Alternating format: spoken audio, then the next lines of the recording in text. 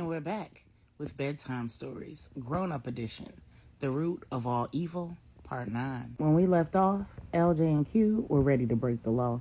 The following day in Denver PD had found India's car, abandoned in the woods with no sign of Jessica or Angela. An APB has been put out on both women, and pictures of them are appearing on the news around the clock. No one even has a clue of where they could possibly be at this point. 24 hours have passed since Angela's abduction. LJ has called in favors around the country. Regina is back in North Carolina, wringing her hands and taking care of her children. She's calling Stephanie nonstop and getting no answer.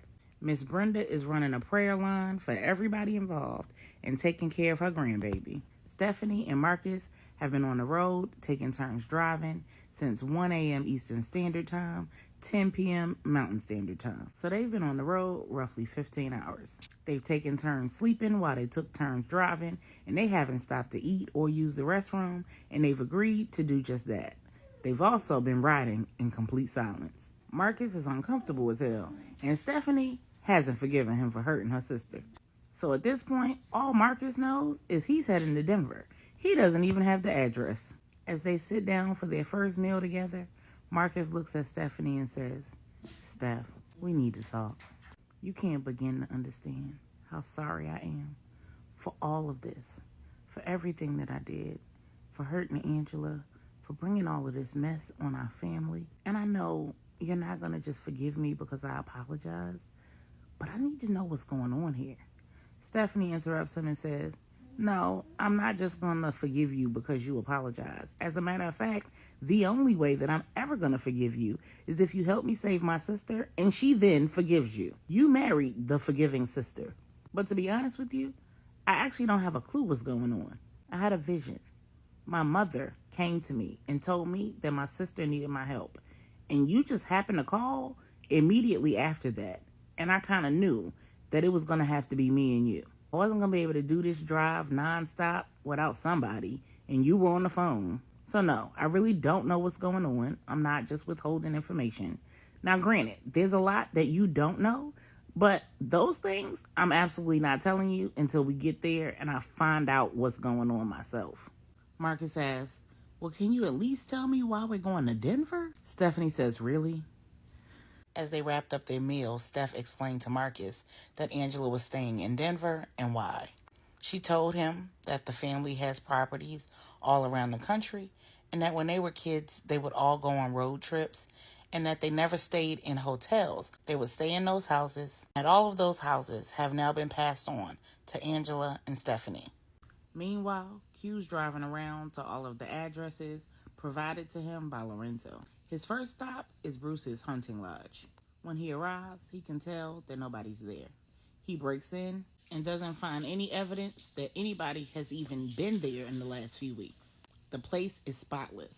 There isn't any food in the refrigerator, no trash in the trash cans. He walks through the entire place, recording in every room so that it can be further analyzed later on. He walks around the outside of the property, and when he gets to the trash cans and the recycle bins, he sees that they've been emptied. But stuck inside the recycle bin is a receipt for a breast pump. The receipt is dated for a day or two after Bruce and Jessica landed in Denver. Next on the list is a Honda dealership. Q goes to the dealership, shows the people their pictures of Bruce and Jessica, and of course, they refuse to give him any information. According to Lorenzo, the driver picked Bruce up from the firm, drove him to the Honda dealership, waited outside for him for about 30 minutes. Bruce then left and never returned to the dealership. And finally, Q went to a Walmart near the hunting lodge. Now, Q knows being in a small town in Denver, as a big, fine black man, he's going to be followed in the Walmart. He walks around the aisles until he picks up a tail and he recognizes that this individual is clearly a loss prevention agent. He covertly snaps a picture of him, picks up a few items, goes to checkout, and leaves. He sends the picture to Lorenzo on the satellite phone, and then he gives him a call. When Lorenzo answers the phone, Q says, "Yo, L, I need you to find out everything you can about him. His addresses, his family, his bank account information, his work schedule, everything. He's a loss prevention agent over here at the Walmart." When Q leaves the Walmart, he heads to the church for a meeting. Angela is officially 35 weeks pregnant. She's been missing for 2 days. Induction date is 1 week away. Stephanie and Marcus have just arrived in Denver. They head to a hotel, they get checked in, they get settled, and Stephanie tells Marcus that she'll be right back. Marcus protests. What you mean you'll be right back? I didn't drive all this way for you to leave me here in this hotel. Stephanie says, I need to go and find out what's going on. I am not pulling up with you after I promised my sister not to disclose to you where she was. Absolutely not. I'm going to find out what's going on, and I promise I will tell you everything. But let me go find out first. Chill. Once again, Marcus relents, and Stephanie heads out. When she gets there, security has no idea who she is. They refuse to let her in. She demands that they call LJ. LJ comes to the front gate, sees Stephanie, goes pale, and tells them to let her in. Stephanie says, you piss-colored cricket. If you going pale, I know it's bad. What the hell is going on and where the hell is my sister? And you better have a good damn reason for why the hell you haven't called me. LJ says, how on earth did you even know that something was going on? Stephanie says, intuition. This is my sister we're talking about. Now stop the damn stalling and tell me what's going on. When LJ tells Stephanie what's going on, she loses it. She goes completely insane bonkers. She's throwing stuff. He's ducking and running. She's cussing him out. I can't even repeat half the stuff she said. When she runs out of steam, she asks, where was Q? What was he doing? Why on earth isn't he here explaining this to me right now? He explains that he has a hacker on the case and that the reason why Q isn't there is because he's chasing down leads. Why haven't y'all grabbed Bruce and his wife and beat the truth out of them? What are you idiots doing to find my damn sister? LJ explains to Steph that they're doing everything that they can to find Angela, and they're going to move heaven and earth, and they're not above breaking the law. But what they won't do is show their hand or make stupid mistakes that will get them taken out the game before they even get good and started. Just so we're clear, you better find her first, because I'm going to kill that.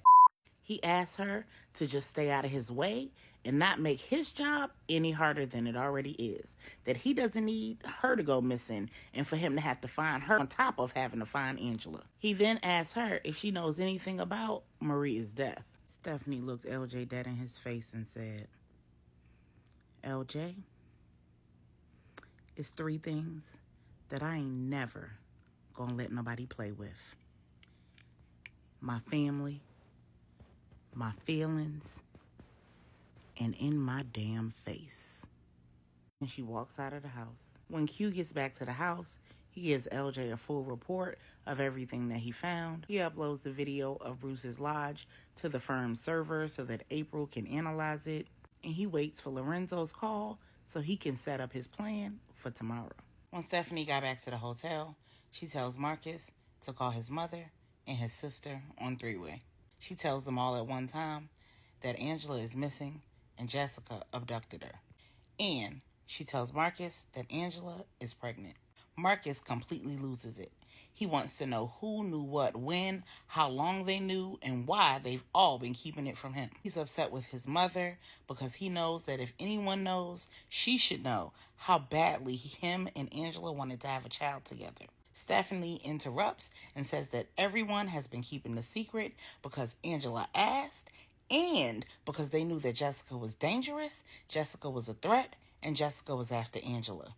They also didn't know how Jessica was finding out all of the information about their marriage, about their business, about their comings and goings, and so on. And until they knew the answer to that, they couldn't afford to take the risk of having Marcus know. Stephanie says she wasn't 100% sure that he wasn't involved in Jessica's scheming until they were in the restaurant and he had no clue why they were going to Denver. She honestly believed that somehow he knew about the properties and the money and that he and Jessica were conspiring against Angela to take it all. Marcus was insulted and highly offended, and he let her know that he doesn't love money nearly that much and that he has his own. Marcia let Stephanie know that she was actually college roommates with Jessica, and she was the one who was incidentally letting Jessica know all the biz. Marcus then let Stephanie know that although he was the one who was unfaithful to his wife, Jessica absolutely manipulated him in addition to drugging him during their first sexual encounter. And the only reason why he continued with the affair was because he was afraid of being caught. That he truly loved Angela and he would do anything and everything in his power to get his wife back to save her and their baby. In that moment, Stephanie believed him. She still didn't forgive him though. In the end, Marcus understood the need for secrecy and they all agreed to focus on what was really important, finding Angela.